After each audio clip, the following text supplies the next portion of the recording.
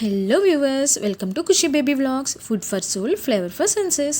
నేను బాగున్నాను, మీరంతా కూడా బాగున్నారని ఆశిస్తూ ఈరోజు మన వీడియోలోకి అయితే వెళ్ళిపోదాం. ఈరోజు మన వీడియోలో పన్నీర్ లవర్ ఎవరైతే ఉన్నారో వాళ్ళ కోసం మన స్టైల్లో పన్నీర్ బుజ్జీని ఎలా తయారు చేసుకోవాలో చూద్దాం. దీనికోసం ముందుగా స్టవ్ ఆన్ చేసుకొని ప్యాన్ హీట్ చేసుకొని ఆయిల్ని వేడి చేసుకోవాలి. ఇక్కడ మనమైతే రైస్ కుక్కర్లో చేస్తున్నాం కాబట్టి నేను ఆయిల్ వేసుకొని జీలకర్ర, ఆవాలు, ఎండుమిర్చిని ఒకేసారి వేసేసాను అనమాట.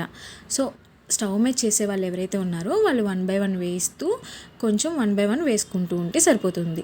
ఇక్కడ మన రైస్ కుక్కర్లో వెయిట్ అనేది కన్ఫర్మ్గా కావాలి కాబట్టి నేను ఒకేసారి వేసేసాను. ఆనియన్స్ వేగడానికి కొంచెం సాల్ట్ని కూడా యాడ్ చేసేసాను.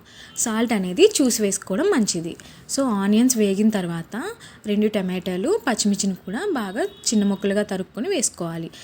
అదే ప్యాన్లో ఒక 1.5 టేబుల్ స్పూన్ అల్లం వెల్లుల్లి పేస్ట్ని కూడా యాడ్ చేసేసాను. ఇప్పుడు మనం పన్నీర్ని కడుక్కొని పక్కన పెట్టుకొని బాగా చిన్న చిన్న ముక్కలుగా స్మాష్ చేసుకొని పక్కన పెట్టుకోవాలి. వాటిని కూడా నేను ఇందులో యాడ్ చేసేసాను. పన్నీర్ వేగిన తర్వాత ఒక 1/2 టేబుల్ స్పూన్ పసుపుని కూడా యాడ్ చేసేసుకోవాలి.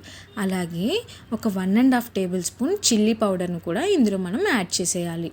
చిల్లీ పౌడర్ వేసిన తర్వాత ఇది అడుగంటకుండా కొంచెం వాటర్ని యాడ్ చేసుకొని మూత పెట్టుకొని పక్కన పెట్టుకోవాలి. తర్వాత మన వాటర్ కన్సిస్టెన్సీ అనేది ఎలా ఉందో చూసుకుంటూ మనం కావాల్సినంత వాటర్ని యాడ్ చేసుకోవాలి.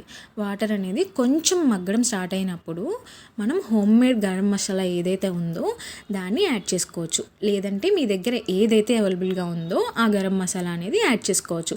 నాకైతే హోమ్ మేడ్ ఉంది కాబట్టి నేను వేసేసాను. సో వేసిన తర్వాత మనకి వాటర్ కన్సిస్టెన్సీ అనేది చాలా దగ్గరికి అయిపోయింది.